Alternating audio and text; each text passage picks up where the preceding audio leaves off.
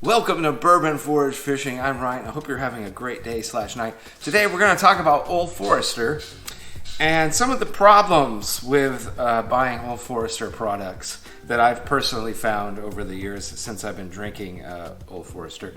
So I'm going to be sipping on these bad boys and sort of talk about Old Forrester. Now, Old Forrester, I think as an entry-level bourbon is really, really good, right? They have entry-level products that are very affordable, very readily available, and quite tasty for the price tag. You know, if you ever watch bourbon review channels, Old Forrester 1910, Old Forrester 1920 are often cited as must-haves for beginner collections, which I completely agree with.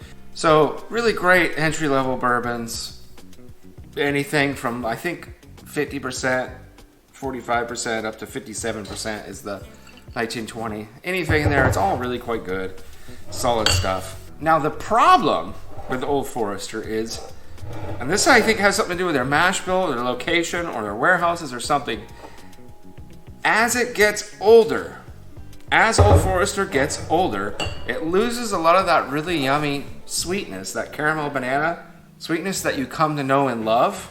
It gets replaced by a very dull and muted richness and complexity, which is not really very impressive or enticing to the palate.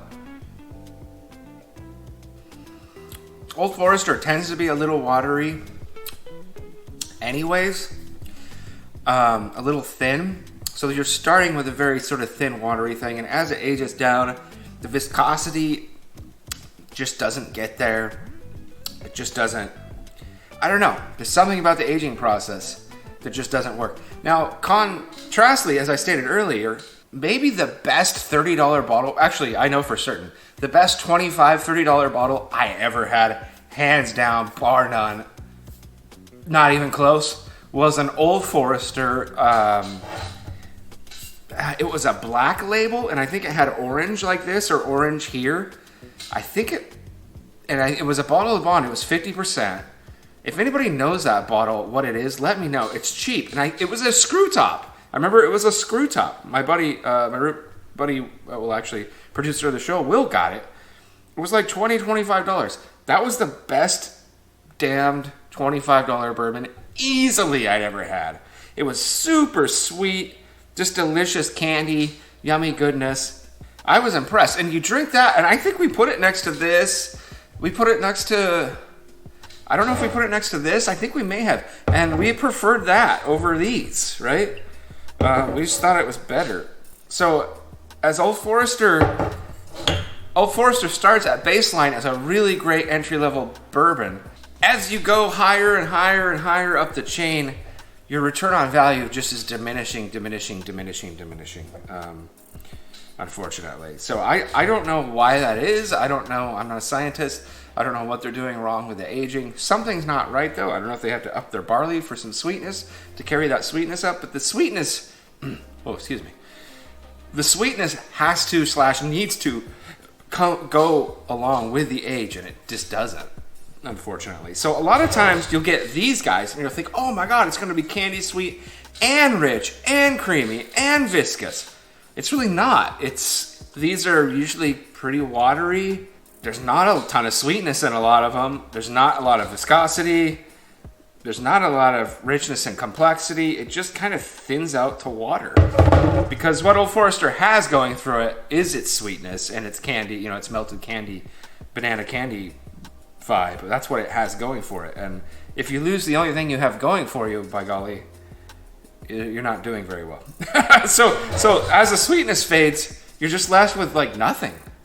And I think, honestly, like my 1920, I think is probably better than this store-picked single barrel, which is barrel strength. You wouldn't think that to be the case, but...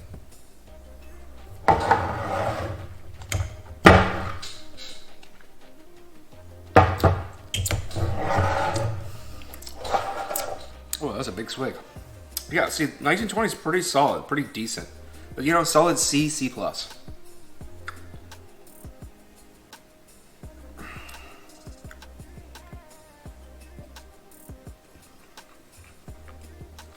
Yeah, my barrel pick here tastes like young wood. Just tastes young. Just tastes oaky. Doesn't have the flavor profile of the Old Forester 20. That's just not as good. So the moral of the story is, I would not recommend going spending big bucks on these. You can find one of these for $100. Yeah, grab it. You know, it looks nice on the shelf. Birthday bourbon, no. I've tried birthday bourbon. Probably one of the biggest disappointments in my bourbon drinking life.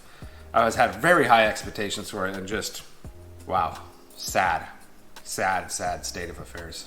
Was not impressed at all. And it was the same thing.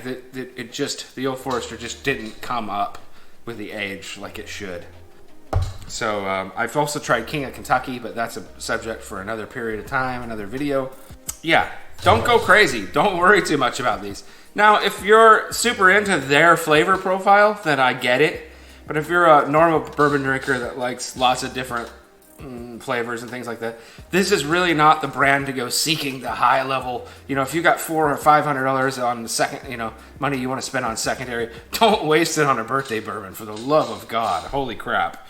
Do not. Pick up a Stag Junior or a Taylor Barrel Proof or something. Like, wow. Save yourself the heartache. These just, sadly, the Old Forester stuff just doesn't age up well. It's unfortunate, because I'd like to see it perform better, because that means more good bourbon for everybody. And I like Old Forester generally, but just doesn't hold up over time. It's unfortunate. So, Bourbon Forage Fishing, I hope this helps you in your bourbon pursuing dreams and conquests. Thank you for tuning in, and take care of yourself.